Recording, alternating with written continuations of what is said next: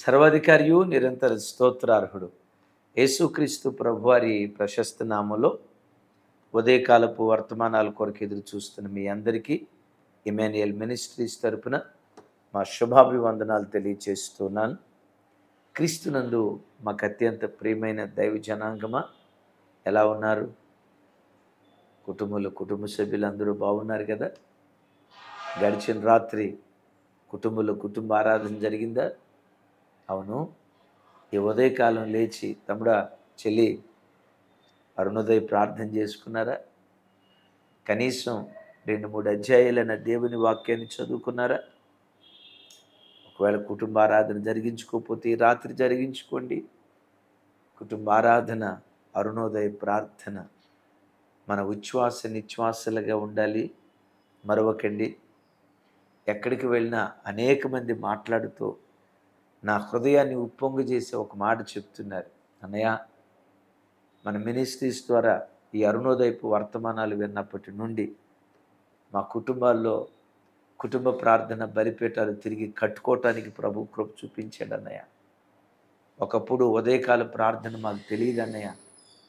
మన వర్తమానాలు విన్న తర్వాత మా గృహాల్లో అరుణోదయ ప్రార్థనలు జరుగుతున్నాయి అన్నయ్య అని ఎంతోమంది సంతోషంగా మీరు పొందుకున్న ఆత్మీయ అనుభూతులు తెలియచేస్తున్నారు. అందుకై సమస్త ఘనతలు యేసయ్యకే కలుగునుగాక. అరుణోదయ ప్రార్థన, కుటుంబ ఆరాధన మర్చిపోకండి. ఇది మన ఉచ్ఛ్వాస నిశ్వాసలుగా యేసు నామం పేరిట ఉండునుగాక. ప్రాముఖ్యంగా వచ్చే వారం నుండి, అనగా ఏప్రిల్ నెల 23వ తారీఖు నుండి VBS కార్యక్రమం, 23వ తారీఖు నుండి 26వ తారీఖు వరకు పిల్లలందరినీ పంపించండి. ఆ VBS కార్యక్రమాన్ని దేవుడు చిన్నపిల్లలకు ఆశీర్వాద కారణంగా ఆయన నామ ఘనత కొరకు మార్చునుగాక. ఆమేన్. మంచిది. ఈ దినం నా హృదయపు లోతుల్లో నుంచి కొన్ని సంవత్సరాల నుంచి మన దేశంలో జరుగుతున్న కొన్ని సంఘటనలు, ప్రపంచ దేశాల్లో జరుగుతున్న కొన్ని సంఘటనలు, నా హృదయాన్ని బహుగా బాధించిన కొన్ని విషయాలకు దేవుని వాక్యపు వెలుగులో నుంచి ప్రభు నాకు ఊరట కలుగు చేసిన విధానం, ఓ దివ్యమైన వాక్యం లేఖనాల్లో నుంచి ధ్యానించుదాం. చూడండి, ప్రసంగి గ్రంథం 5వ అధ్యాయం 8వ వచనం. ఒక రాజ్యమందు బేదలను బాధించుటయు, ధర్మమును న్యాయమును బలత్కారము చేత మీరుటయు నీకు కనబడిన యెడల దానికి ఆశ్చర్యపడకము. అధికారము నొందిన వారి మీద మరి ఎక్కువ అధికారము నొందిన వారు ఉన్నారు, మరియు మరి ఎక్కువైన అధికారము నొందిన వాడు వారికి పైగా ఉన్నాడు. Praise the Lord. ఒక రాజ్యం ఉంది. ఆ రాజ్యం బేదలను బాధించేటువంటి రాజ్యం. బేదలు అంటే ఆర్థికంగా కొందరు బేదలు ఉన్నారు, మరి కొంతమంది సంఖ్యాపరంగా బేదలు ఉన్నారు. అదే మైనారిటీలు అంటారు కదా. ప్రపంచంలో ఎక్కడ చూసినా మైనారిటీల మీద మెజారిటీ ప్రజలు ఆధిపత్యాన్ని చెలాయిస్తూ బాధించేటువంటి వ్యక్తులుగా చాలా చోట్ల కనబడుతూ ఉన్నారు. వీళ్ళు మైనారిటీ వాళ్ళండి, మేము మెజారిటీ. అవసరమైతే బలత్కారంగా న్యాయాన్ని మారుస్తాం, ధర్మాన్ని మారుస్తాం. మేము రాసిందే ధర్మం, అది అధర్మమైన. మేము రాసిందే న్యాయం, అది దుర్మార్గమైన. మేము చేసిందే ధర్మం అని చాలా చోట్ల బలత్కారంగా న్యాయాన్ని మారుస్తూ ఈ మైనారిటీ పేద ప్రజలను చాలామంది బాధిస్తూ ఉన్నారు. దైవజనమా, అక్కడ దాకెందుకు? మన పల్లెటూళ్ళలో, గ్రామాల్లో చూస్తే ఒక 100 ఇళ్ళు ఉన్నాయనుకోండి. ఆ 100 ఇళ్ళున్న గ్రామంలో ఒకే ఇంటి పేరటోళ్ళు ఒక 70-80 మంది ఉన్నారు. ఒకే ఇంటి పేరటోళ్ళు కానీ, అన్నదమ్ముల పిల్లలు కానీ, బంధువులు కానీ ఒక 70 మంది ఉన్నారు, ఒక 80 మంది ఉన్నారు. ఒక 20 మంది పొరుగురు నుంచి వచ్చి ఇక్కడ బ్రతకటానికి వస్తారు కదా. గ్రామాల్లో ఏం జరిగిద్దో తెలుసా? ఈ 80 మంది కుటుంబీకులు ఈ మైనారిటీ 20 మంది కుటుంబీకుల మీద దౌర్జన్యం చేస్తారు, బాధిస్తారు, మానసికంగా మాటలతో హింసిస్తూ ఉంటారు. గ్రామస్థాయి మొదలుకొని దేశస్థాయి వరకు ఈరోజు ప్రపంచ దేశాల్లో, అనేక దేశాల్లో మైనారిటీ ప్రజలను మెజారిటీ ప్రజలు బాధిస్తూ ఉన్నారు. దేవుడి స్థలంలో అంటాడు, మాట్లాడుతూ అంటాడు, అయ్యా ఈ మైనారిటీ ప్రజలకు న్యాయం తీర్చడానికి, గ్రామానికి న్యాయం తీర్చడానికి సర్పంచ్ ఉంటాడు. సర్పంచ్ దగ్గర న్యాయం దొరకకపోతే ఎస్ ఎంఆర్ఓ ఉంటాడు. ఎంఆర్ఓ దగ్గర న్యాయం దొరకకపోతే కలెక్టర్ దగ్గర న్యాయం అంటే ఒక అధికారానికి పైన మరొక అధికారం ఉంటుంది కదా. కొన్ని చోట్ల ఏం జరుగుతుందో తెలుసా? కోర్టుకి వెళ్తారు, పోలీస్ స్టేషన్కి వెళ్తారు. ఆ పోలీస్ స్టేషన్కి వెళ్ళినప్పుడు ఈ మెజారిటీ వ్యక్తులు ఏమంటాడో తెలుసా? ఆ పోలీస్ స్టేషన్లో రైటర్ మావాడే, సిఐ మావాడే, మేము ఎంత చెప్తే అంత అని ఆ సిఐ బలాన్ని చూసి ఇంకెక్కువ దౌర్జన్యం చేస్తాడు. సిఐ దగ్గర న్యాయం దొరకకపోతే ఏసీపీ దగ్గర న్యాయం దొరికేటట్లుగా దేవుడు చేస్తాడు. ఎందుకంటే ప్రతి అధికారానికి పై అధికారం ఉంది. ఒకవేళ ఏసీపీ కూడా అమ్ముడుపోతే డిఎస్పీ దగ్గర న్యాయం దొరికేటట్లుగా దేవుడు చేస్తాడు. చివరికి డిఎస్పీ దగ్గర కూడా న్యాయం దొరకకపోతే డిఐజీ దగ్గర న్యాయం దొరికేటట్లుగా దేవుడు చేస్తాడు. పోలీస్ డిపార్ట్మెంట్ దగ్గర న్యాయం దొరకకపోతే జిల్లా కోర్టులో మనకు న్యాయం కలిగేటట్లుగా దొరికేటట్లుగా తప్పకుండా దేవుడు కార్యం చేస్తాడు. న్యాయ వ్యవస్థలు అమ్ముడుపోలేదు అనుకుంటా ఉన్నాను, ఏమో మనకు తెలియదు. ఒకవేళ జిల్లా కోర్టులో ఆ న్యాయమూర్తి అమ్ముడుపోతే హైకోర్టులో ఈ పేదవాడికి న్యాయం దొరికేటట్లుగా దేవుడు కార్యం చేస్తాడు. చివరికి హైకోర్టులో కూడా న్యాయం దొరకల, హైకోర్టు జడ్జి అమ్ముడుపోయాడు అనుకోండి. మన దేశంలో అలా లేదు, కానీ ఏమో మనకు తెలియదు. హైకోర్టులో న్యాయం దొరకలేదు, సుప్రీంకోర్టులో న్యాయం దొరికేటట్లుగా దేవుడు కార్యం చేస్తాడు. ఒకవేళ ఈ మెజారిటీ ప్రజలు సుప్రీంకోర్టు కూడా మా ఓడినండి, మా ప్రధానమంత్రులు నియమిస్తే వాళ్ళు ఉన్నారండి, గూడు బసవన్నలాగా ఆ సుప్రీంకోర్టులో ఉన్న వాళ్ళు కూడా మా ప్రధానమంత్రి ఆడించినట్లుగా ఆడిస్తారండి అని ఒకవేళ ఈ మెజారిటీ ప్రజలు అనుకుంటే, మీకు తెలుసా, సుప్రీం జడ్జి కంటే మించిన సుప్రీం అధికారం ఎవరిదో తెలుసా? నీతి కలిగిన న్యాయాధిపతిగా పిలువబడుతున్న యేసుక్రీస్తు ప్రభు. లోకంలో ఎన్ని అధికారాలు ఉన్నా అన్ని అధికారాల కంటే పై అధికారం దేవుని అధికారం. అదే ప్రసంగి భక్తుడు అంటాడు. ఎంత చక్కటి మాట చూడండి. 8వ వచనం చివరి భాగం, అధికారము నొందిన వారి మీద మరి ఎక్కువ అధికారము నొందిన వారు ఉన్నారు, మరియు మరి ఎక్కువైన అధికారము నొందిన వాడు వారికి పైగా ఉన్నాడు. ఎక్కడున్నాడట? వారికి పైగా ఉన్నాడు. ఎవరైనా వారందరికంటే ఎక్కువ అధికారం పొందినవాడు, ఎస్, వారికి పైగా ఉన్నాడు. ప్రపంచంలో ఉన్న అధికారాలన్నిటికంటే పై అధికారం ఎవరిదో తెలుసా? దేవుని అధికారం. ఈ దేవుడు ఎవరో తెలుసా? జీవులకు అంతిమ న్యాయాధిపతి. ప్రజాకోర్టులో న్యాయం దొరకకపోతే, న్యాయం దొరకని ఈ వ్యక్తికి దేవుని కోర్టులో తప్పకుండా న్యాయం దొరికింది.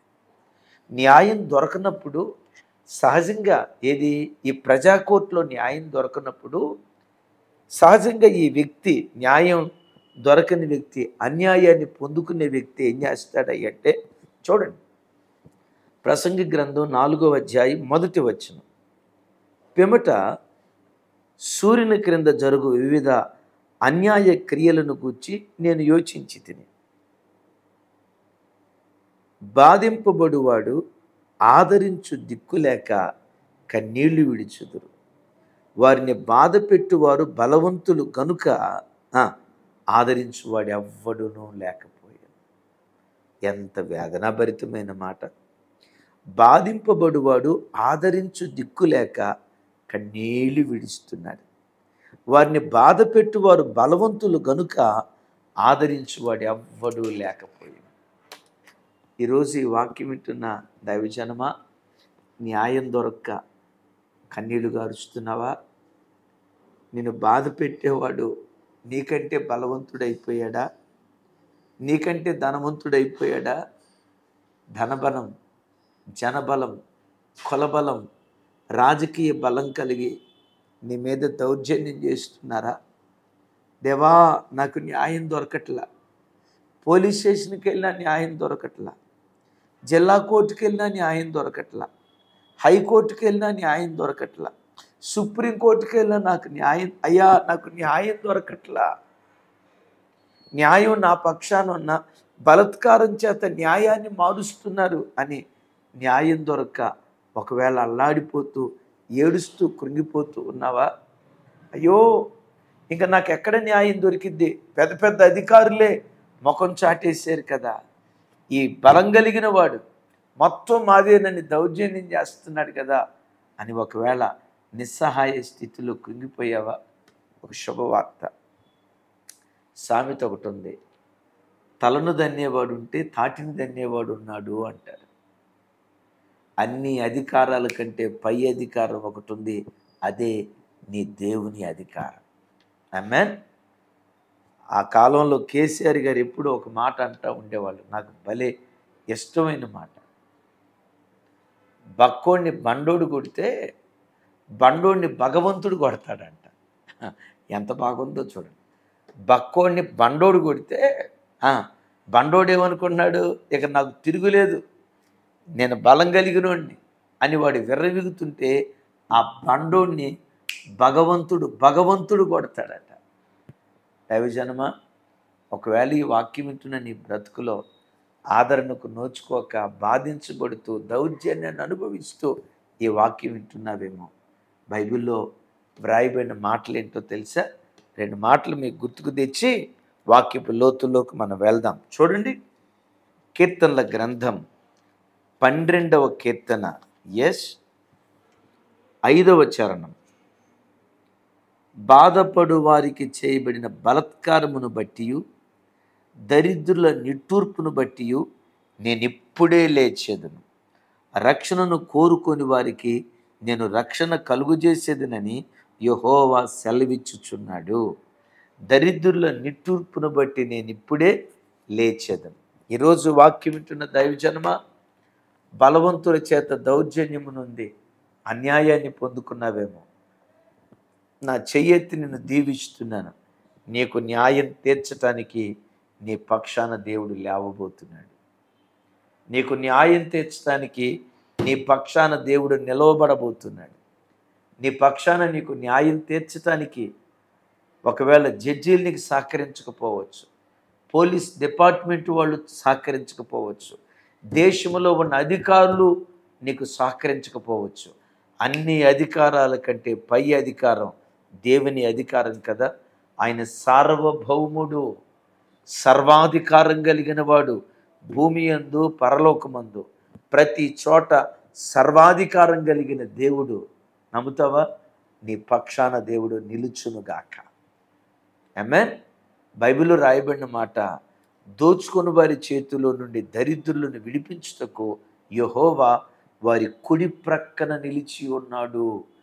కీర్తనలో రాయబడిన మాట. ఎక్కడ? దౌర్జన్యము నొందుతున్న ఓ క్రైస్తవుడా, మైనారిటీ వీళ్ళని ఈ చెంప కొడితే ఆ చెంప చూపిస్తారు. చేతగానోళ్ళు, అసమర్థులు, దద్దమ్మలు, వీళ్ళని కొట్టినా, చంపినా, తిట్టినా, హింసించినా వీళ్ళకు దిక్కు లేదు అని కొంతమంది అరాచకపు శక్తులు దౌర్జన్యం చేస్తున్నారు కదా.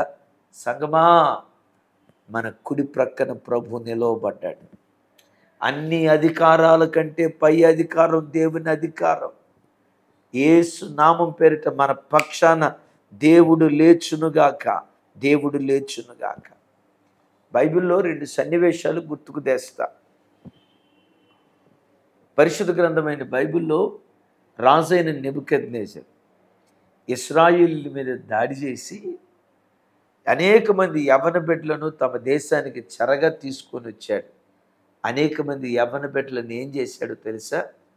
వారిలో ఉన్న పురుషత్వాన్ని తొలగించి నపుంసకులుగా మార్చాడు. దైవజనమ, ఒక యవ్వన బిడ్డను నపుంసకుడిగా మారిస్తే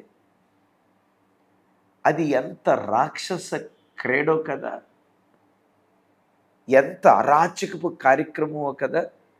వాడు నెబుకద్నెజరు ఏమనుకున్నాడు తెలుసా?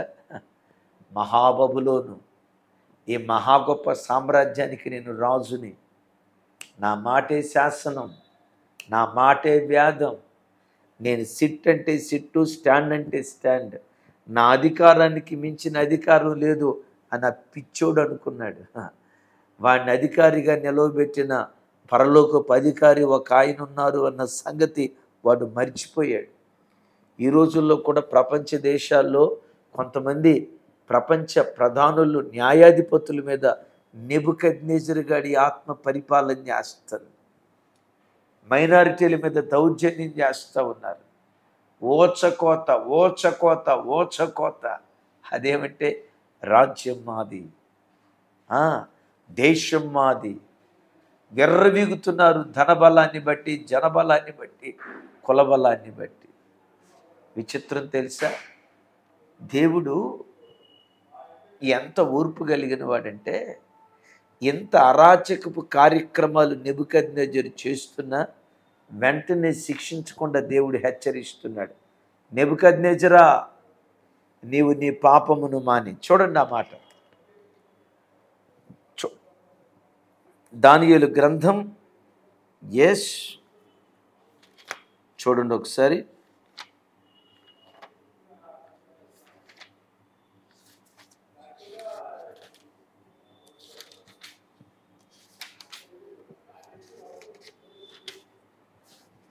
దానియేలు గ్రంథం 4వ అధ్యాయం 27వ వచనం.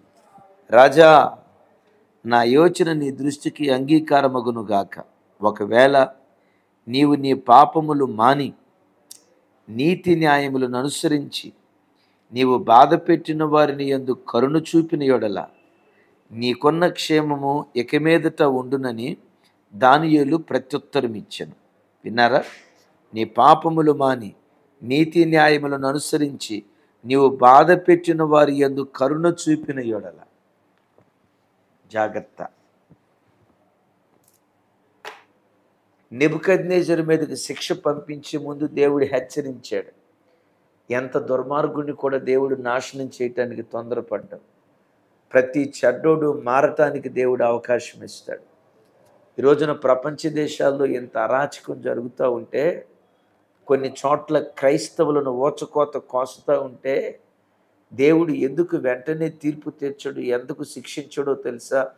ఆ దుర్మార్గులు కూడా మారాలి. ఇది దేవుని ఉద్దేశం. ఎంత చెడ్డోడినైనా తన వైపుకు త్రిప్పుకోవాలి. ఇది ప్రసంగిలో ఒక మాట రాసి ఉంటుంది కదా, దుష్కార్యాలకు వెంటనే తీర్పు జరగకపోవటాన్ని బట్టి ఈ దుర్మార్గుడు హృదయపూర్వకంగా పాపం చేసుకుంటూ వస్తున్నాడట.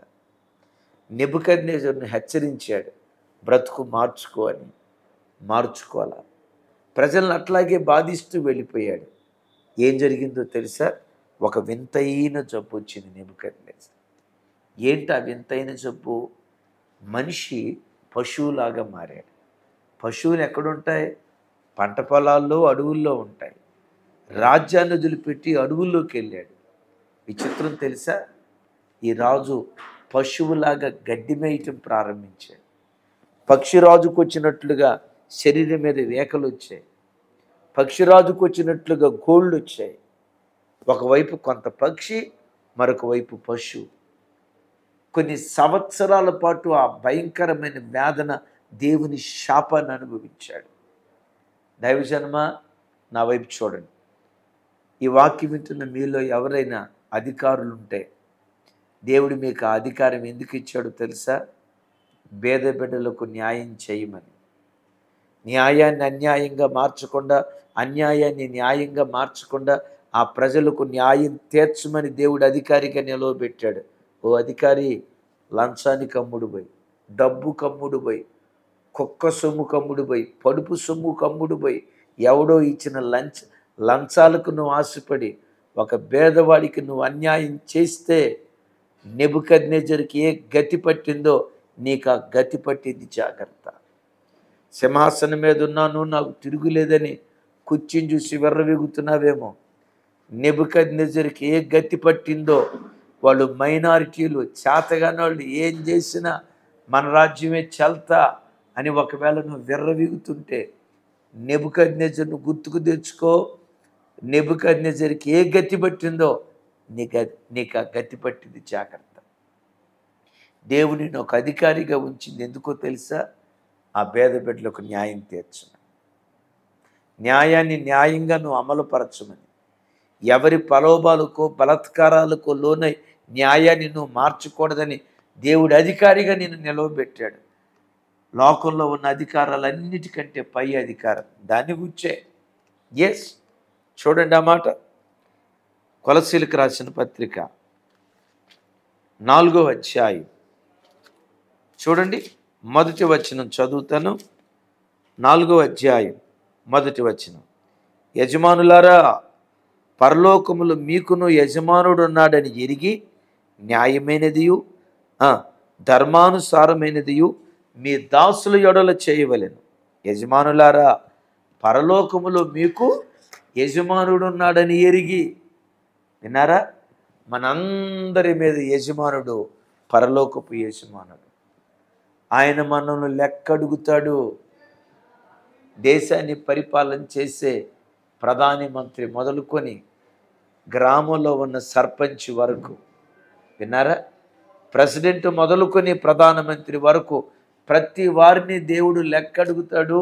ప్రతి అధికారం దేవుని అధికారానికి లోబడాలి. ఆమేన్. ఈ విషయంలో న్యాయం తప్పి ప్రవర్తించాడు ఐగుప్తు రాజు ఫరో. 430 సంవత్సరాలు, విన్నారా? 430 సంవత్సరాలు ఇజ్రాయేలీలను బాధించాడు. ఆడేమనుకున్నాడు తెలుసా? రాజ్యమే నాది, ప్రధానమంత్రి నేను, సిట్ అంటే సిట్టు, స్టాండ్ అంటే స్టాండ్. ఏమంటే చిన్న డిపార్ట్మెంట్ మొదలుకొని పెద్ద మొత్తం మా వాళ్ళే. ఇజ్రాయేలీలు ఎవరు? మైనారిటీలు. నడిచింది నడిచింది నడిచింది. దేవుని తీర్పు దిగొచ్చింది. ఒకనొక రోజు ఏం జరిగిందో తెలుసా? చెరసాలలో ఉన్న ఖైదీ ఇల్లు మొదలుకొని సింహాసనం మీద కూర్చున్న చెరలో ఉన్న వ్యక్తి మొదలుకొని సింహాసనం మీద కూర్చున్న వ్యక్తి వరకు ఐగుప్తు దేశమంతా మరణ ఘోష. చూడండి అన్నమాట.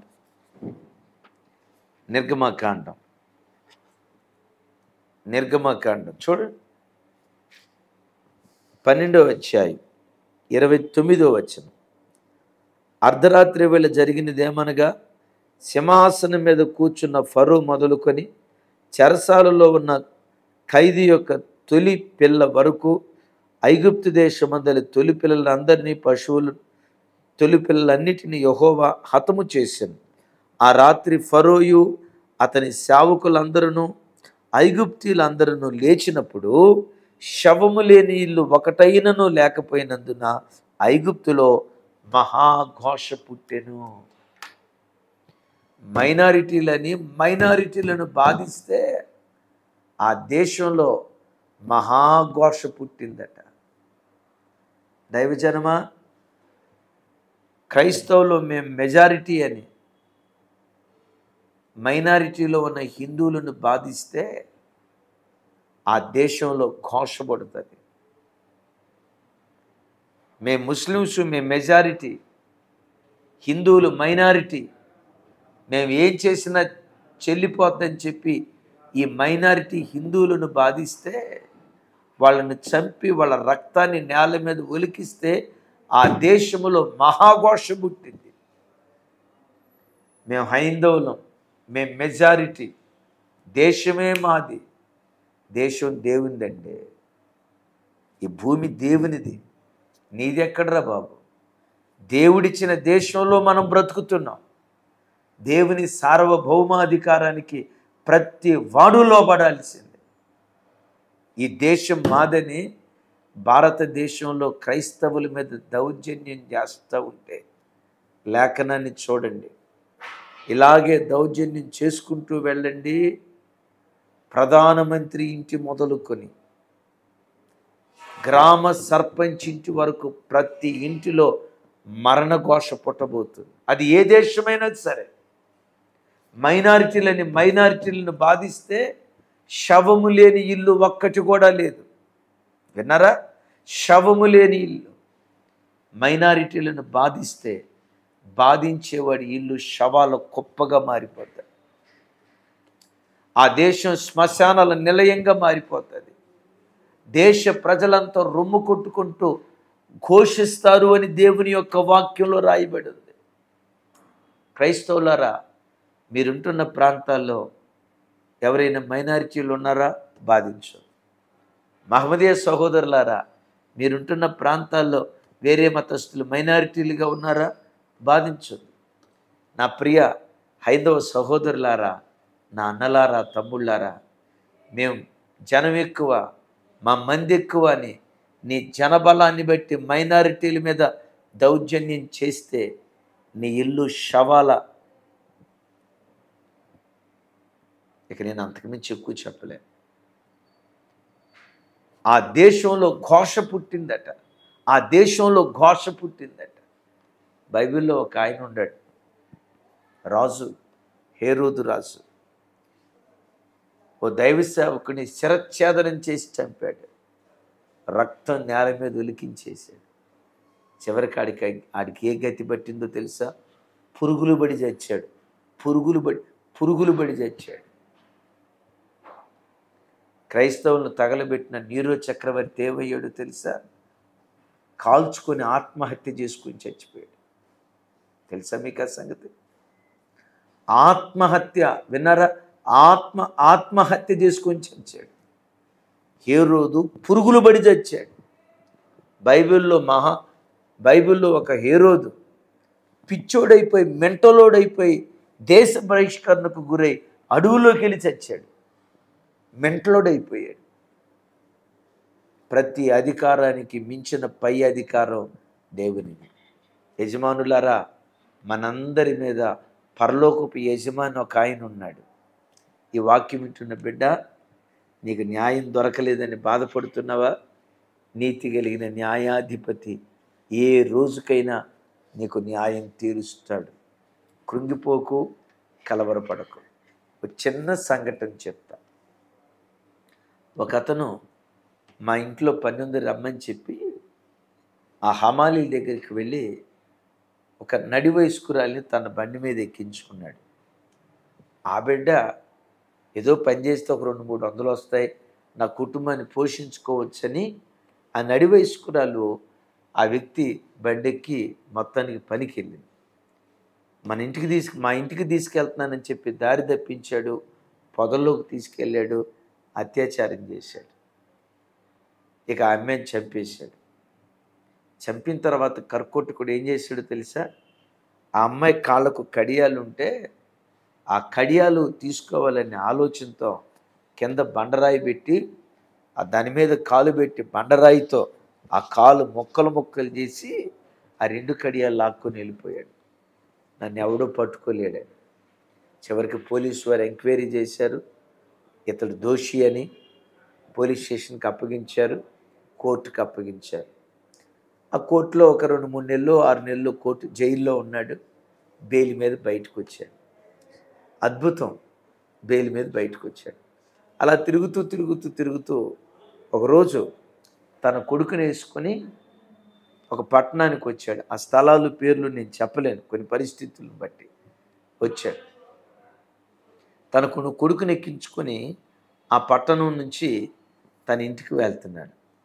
ఆ అమ్మాయిని ఎక్కడైతే చంపాడో సరిగ్గా ఆ స్థలానికి వచ్చేసరికి ఎదురు నుంచి చూస్తున్న DCM వ్యాన్ బ్రేక్స్ ఫెయిల్ అయిపోయాయటండి.